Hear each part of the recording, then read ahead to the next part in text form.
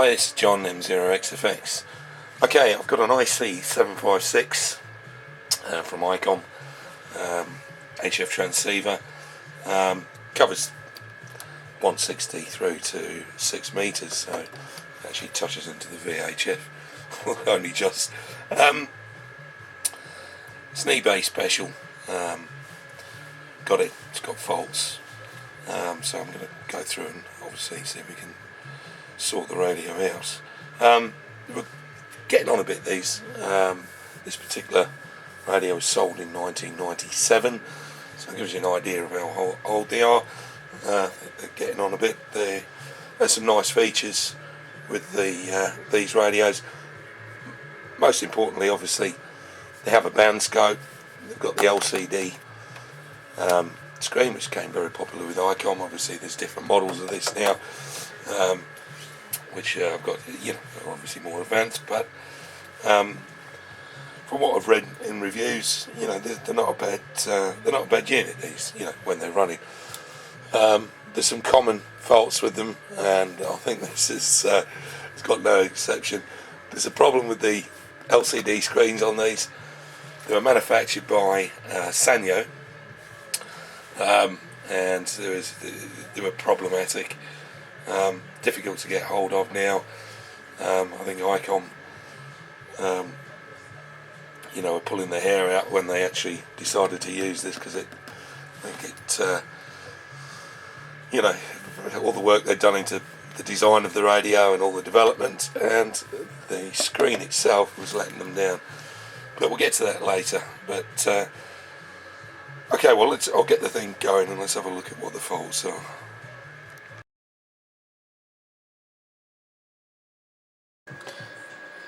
Okay, we've got some power. It's connected to 13.8 volt supply. Obviously it's switched. Seems to be doing some very strange things. Okay, that's off. That's on. Now we're getting some movement on the meter here. We're not getting anything on the screen. Bring a light down. See that? Backlight's not working on the screen. However, we do, see that.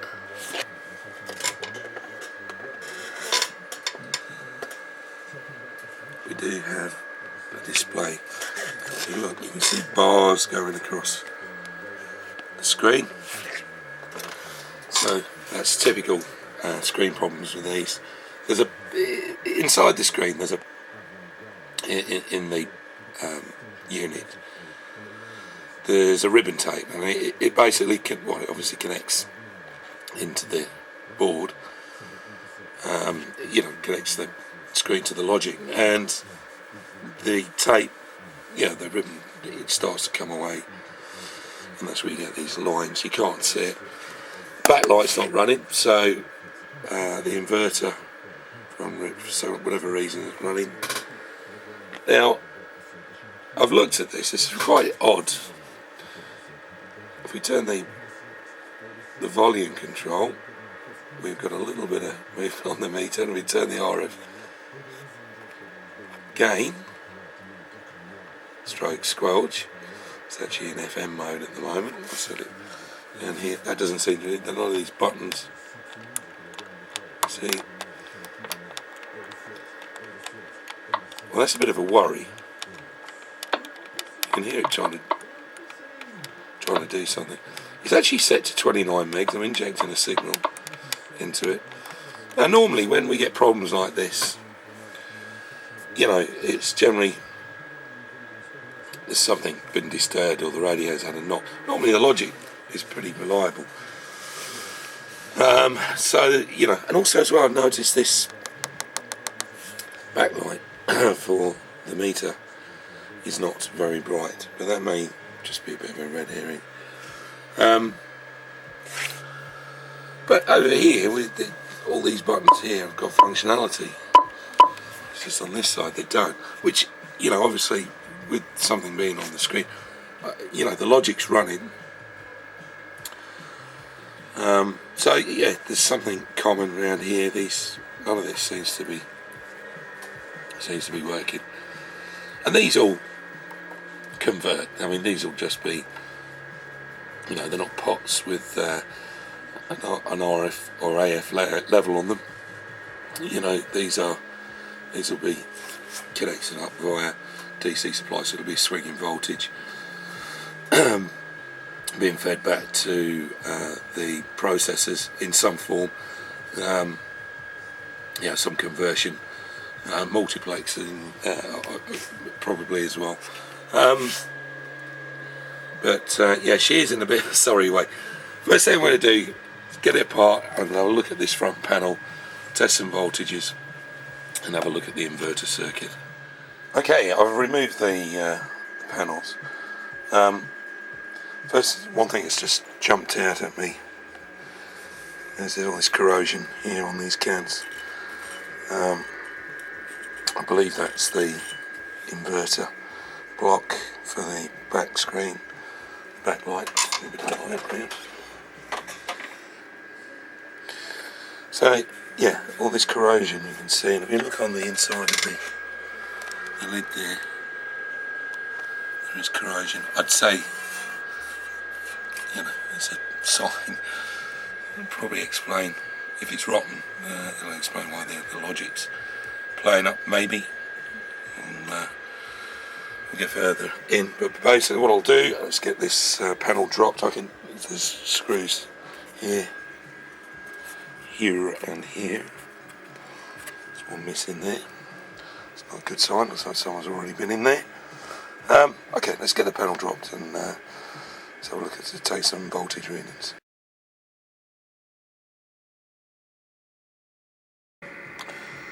Okay, well, we've got the panel obviously out. It's still connected via its ribbon cables. I've disconnected the speaker. Not that it's going to make any major difference, but if we look at the circuit diagram, what I am interested in is checking these voltages here. We've got -30,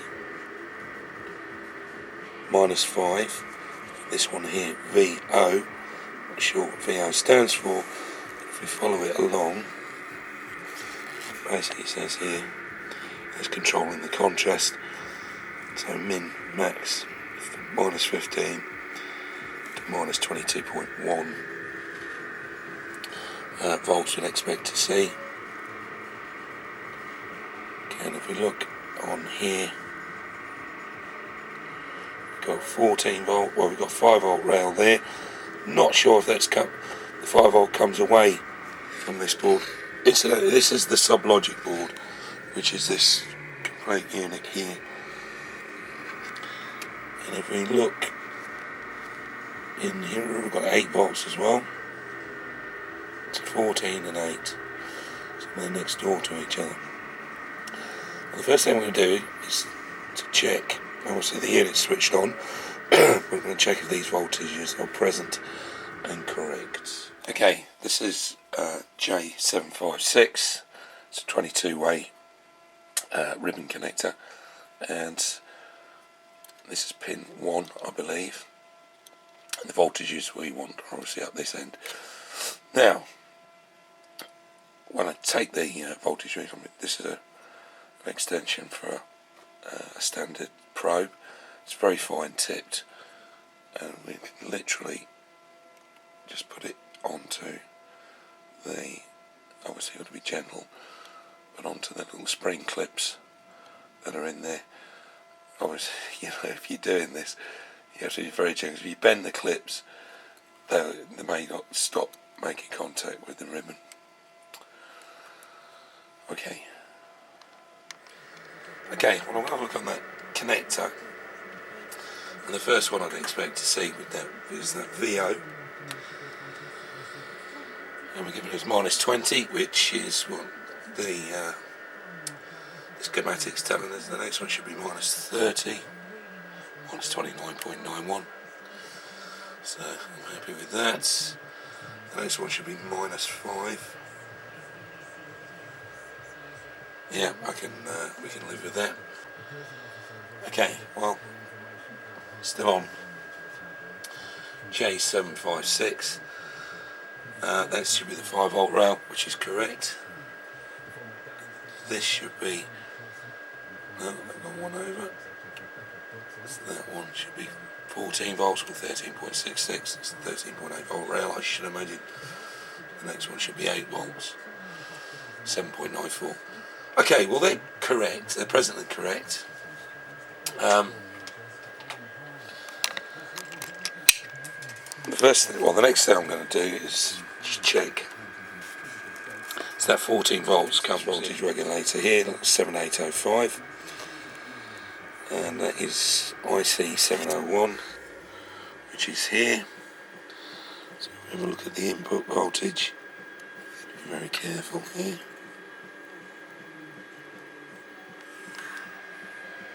13.6. Yep, that's fine. That's coming off that rail. Have a look at the output.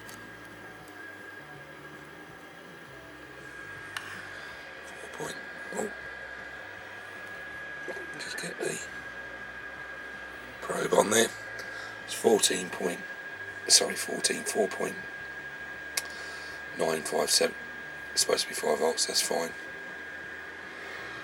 Okay, well, that also appears to be working and correct. So we know the backlight's not working, and if we take a look at, where is it?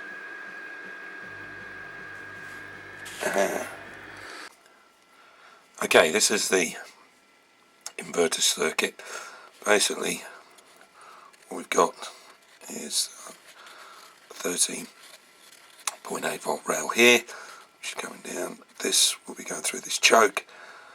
We've got this Q103, which is 2SB 1201, which is quite a beastly little power transistor. It's a little PMP device. That's here.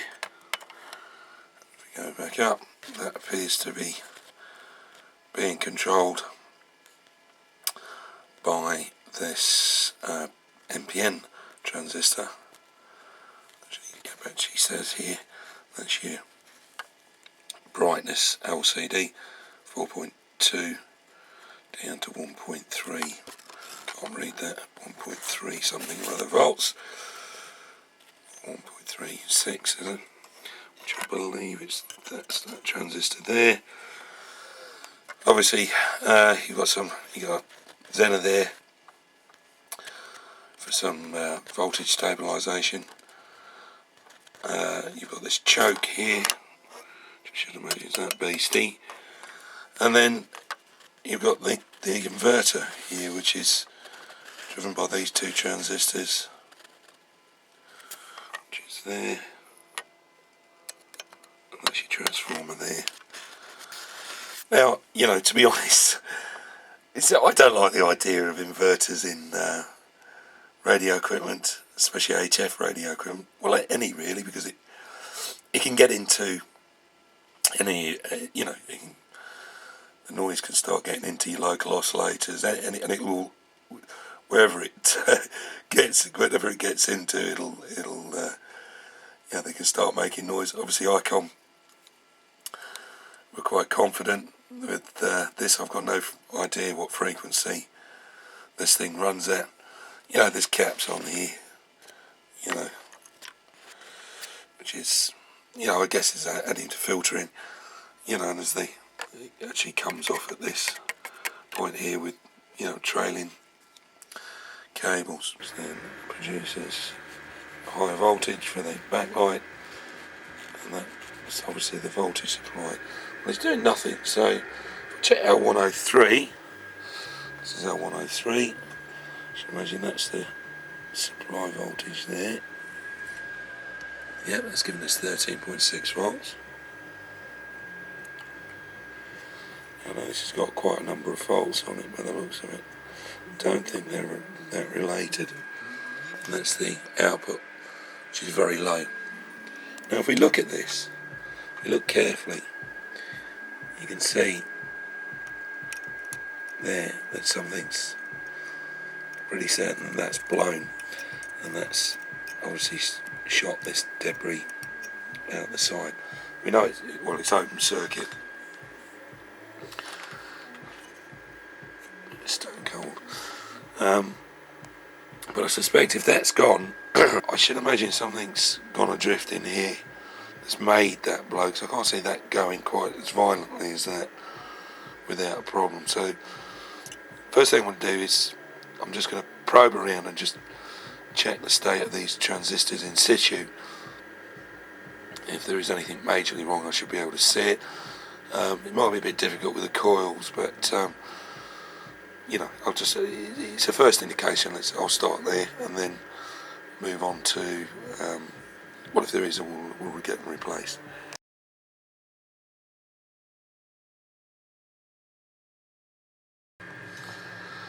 Okay, well, I've tagged, no, it's a bit bodgy, but I've tagged another inductor on the back of this, and if we check the voltages, it's switched on. We've got a 13.52 there. On the other side we've got 13.14. I didn't check the output, I forgot to take that out actually, but that's connected up. So we lift the unit up now. We have a backlight now, as you can see, as we could see before, there's a lot of lines on this. Now, I suspect that's the screen, as we said, with the problem with the ribbon cable, but this problem is still here. Now, I think what we need to do is have a look in depth into what's going on here, because some of these functions here seem to be working. So if we click onto something, logic seems to be, exit comes back, so it seems to be working. So we're moving in the right direction, but we've got this deflection on the meter, we've got this here. So some of these functions are working, mainly this side and the pots here are not. So I'm going to look at the circuit diagrams and see you know, what they're actually doing in circuit. Let's see if we can try and work out what's happening here. When things do this, it could be something interrupting the bus. I hope it's not the CPU. Well, okay, let's take a look. Okay. If we look at the switches,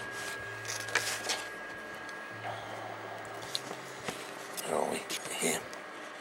Tuner, monitor, noise blanker, and I think that's NR, noise reduction. It's another switch. How these work is,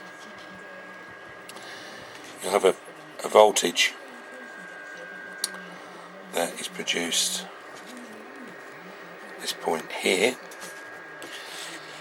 and depending on which switch you press in, you'll be switching in a resistor, or you'll be taking it to ground via one of these resistors.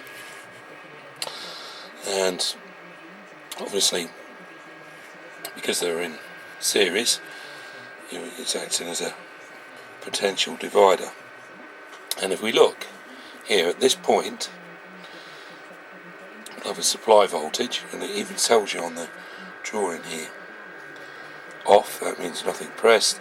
You expect to see 4.9 volts, and then the respective different voltages there for each button.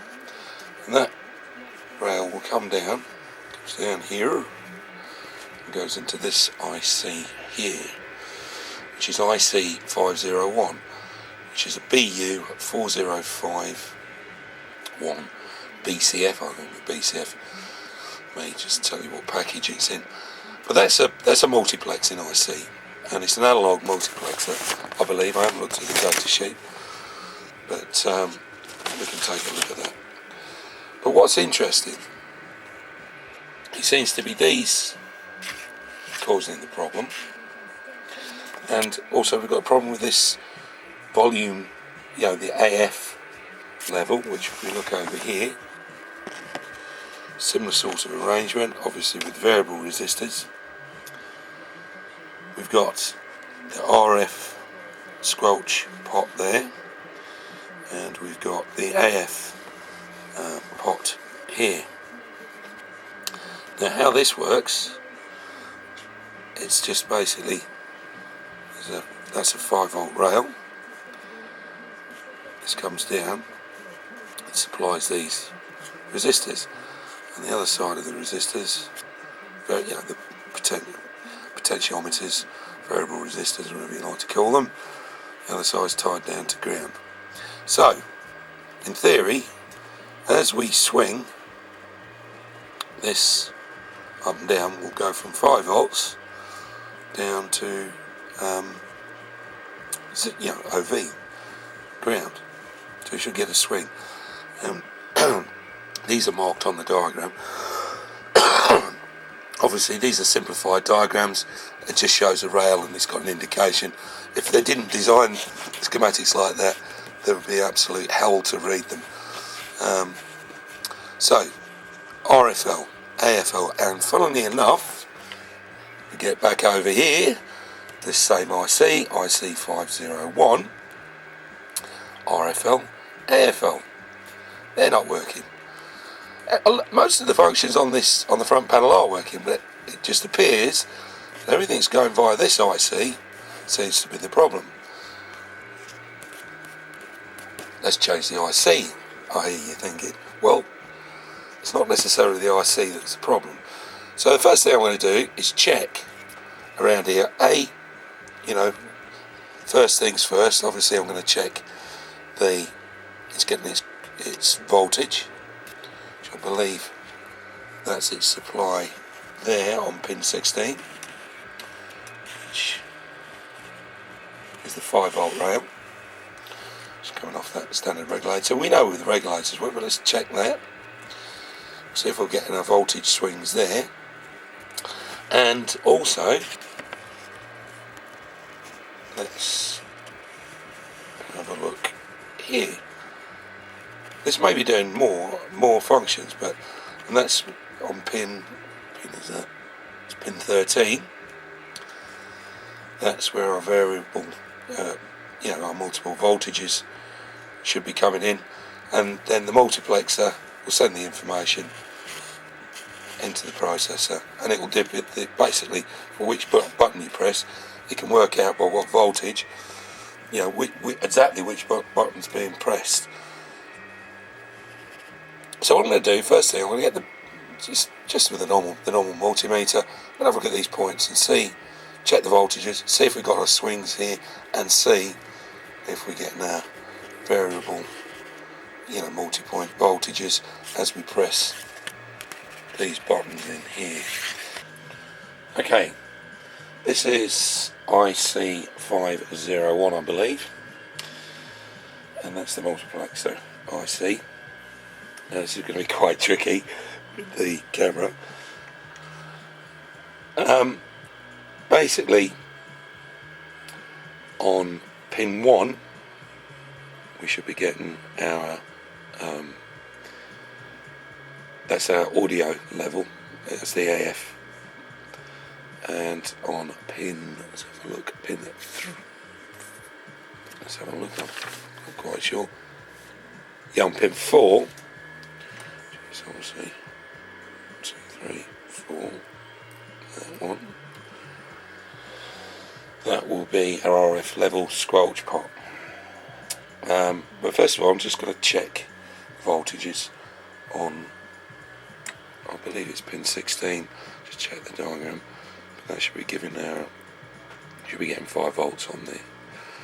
So I'm going to zoom back out so you can actually see the meter.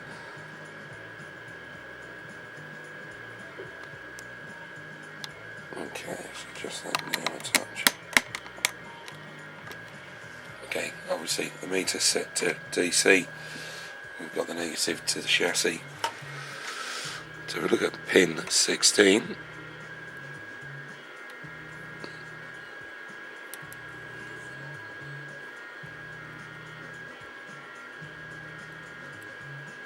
That's giving a Zippo.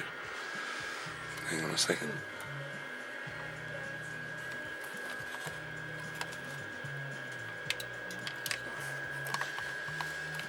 It might help if I turn the thing on.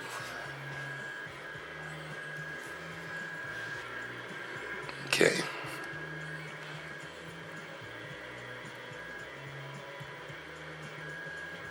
Yeah, it's giving us 5 volts. Okay, and if we look at pin 8, that's our IV, shouldn't be giving it, should be nothing at all. Yeah, it's OV. Okay, well, let's check the. So on pin 1, which is here, that should be our audio level. Just giving us nothing at the moment. I'll adjust the pot if I can, it's quite tricky.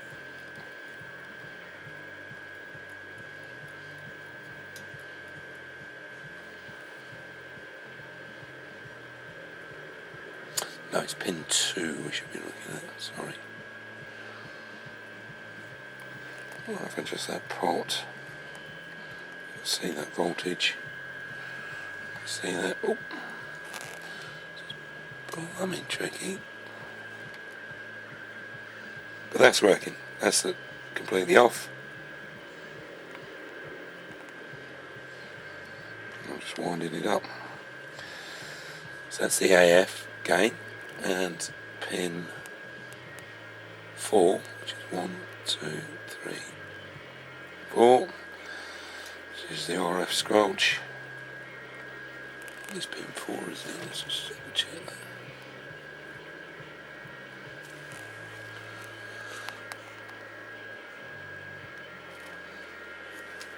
Okay, we've got 5 volts. We'll adjust that so full, turn it down to, there you go. See that as I'm turning it, that's working. Okay, well if we look at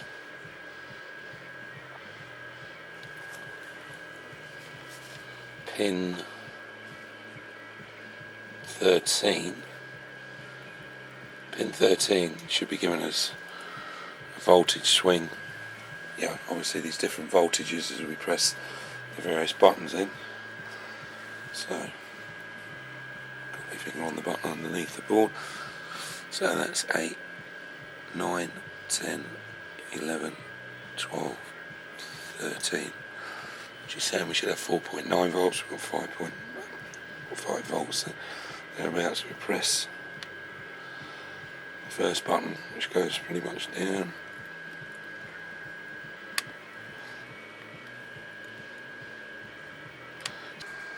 Okay, right, finally, I've done some probing around. And if we look on the circuit diagram, we've got this pin 12 going into this multiplexer. Comes down, along here.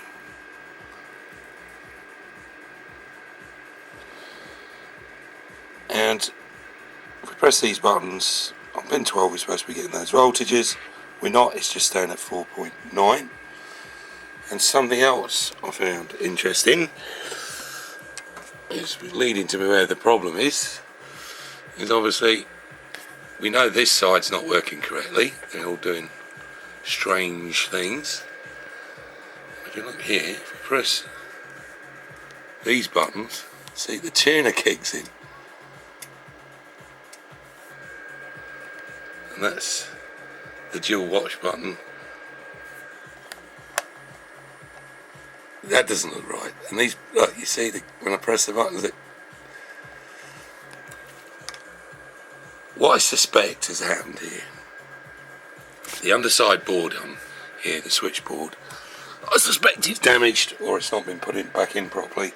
Someone's obviously been in here trying to get at the screen, I imagine, and they've caused some damage. Or we also know that there's been some what looks like water ingress in here with the things going rotten.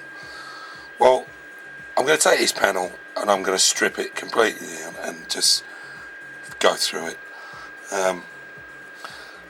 maybe that IC, the multiplexer IC here, might be playing up. But first of all, I'm going to go and check, because things are not doing what they're supposed to be doing. And you know, this is pretty typical. Normally when you get problems like this, it's normally when the radios have been dropped and you know there's damage to the boards and things don't behave correctly, you know all the buttons are not doing what they're supposed to be doing. And I suspect that's where the problem is. Normally the logic in these things is quite robust, and you know they're pretty reliable. So okay, well I'm going to get this panel apart and I'm going to go through it piece by piece. Okay, we've detached the front panel from the main unit.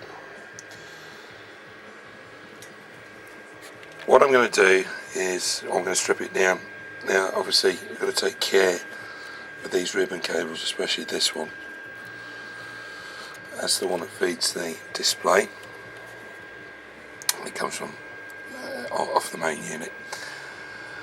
So to take this apart, what we need to do is remove all these screws here, all these holding the. I want to get this board out.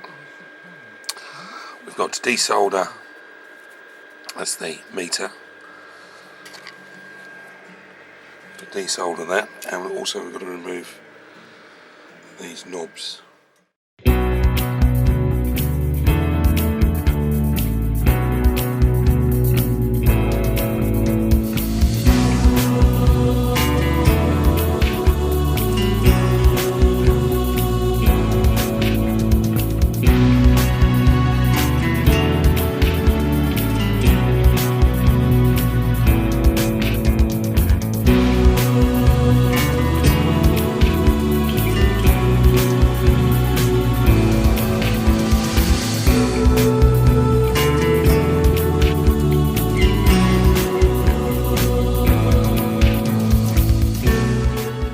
Now I've got the VFO knob here, which I'm looking at, and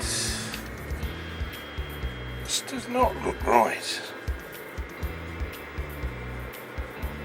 So the rubber may have been taken off it and put on backwards.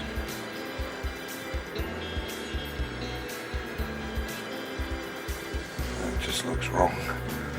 Okay, well let's get that off. Get this rubber off, I think. Obscuring, there must be an Allen key in there somewhere.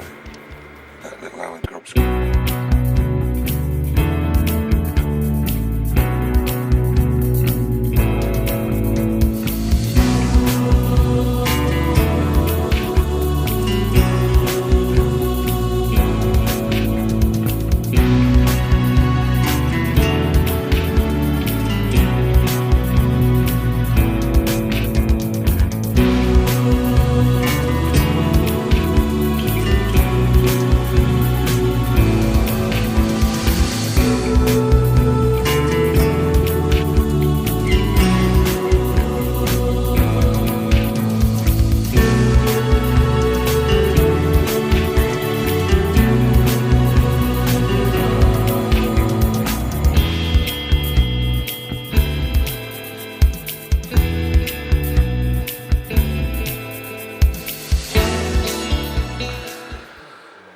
Okay, well, in order to drop the board out the back, so what is stripped down, got to undo these.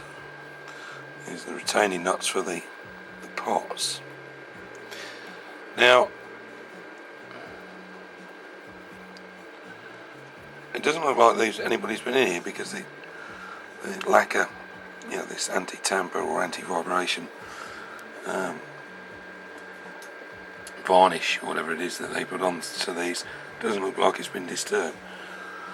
So it may be that nobody has been in this. So well, let me carry on. I'll get these undone. Let's get the thing apart. Okay, well, I've got the screen. Fingers across the top here. You can see bits of it keep going in there. That's the ribbon there, I believe, and that's what's not making correct contact with the screen. I believe that's the problem. That's a common fault with them. Not worried about that. We'll carry on with this logic. Got nothing plugged in it. Still, these refuse to do what they're supposed to be doing. Now I suspect this IC here, so I'm going to change that and see what happens.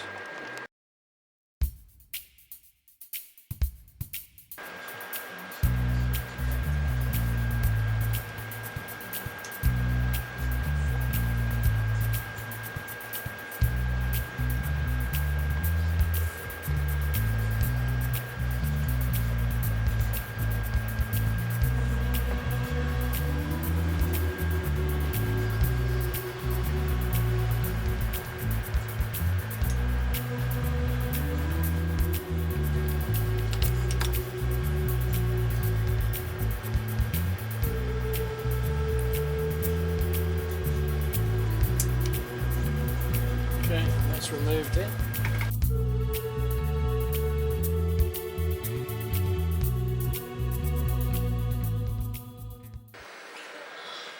Okay, that's the new IC. You can see I've got it sitting quite neatly.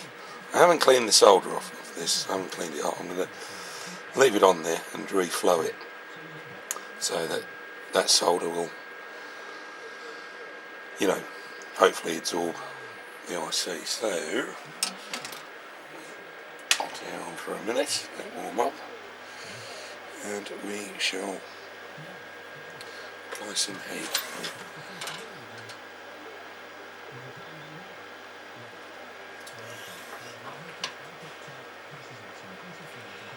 And the trick to this is not to put too much air on it or too much heat, because heat will fry them too. So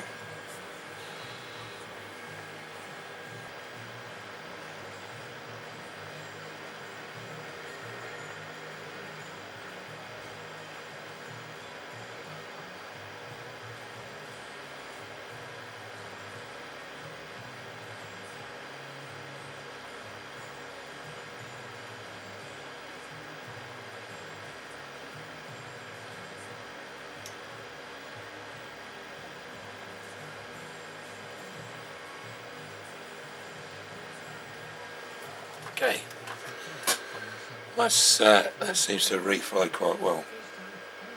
So what I'm going to do now is just clean this up with some isopropyl. Oh.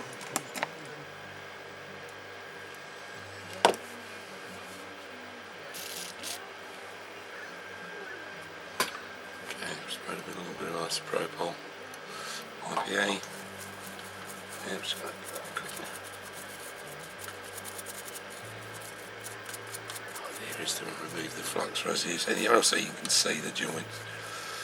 So they're nice and tidy. I mean, you put this on, I mean actually you're actually spreading the stuff around, but okay, I've had a look under the magnifier, that looks fine. But, let's just zoom back out. Get a courier at the door so I'm out of breath.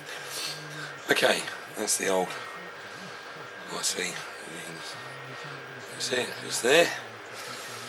And that's the new one we replaced. Well, what I'm going to do, run it up and see what happens. Stand by.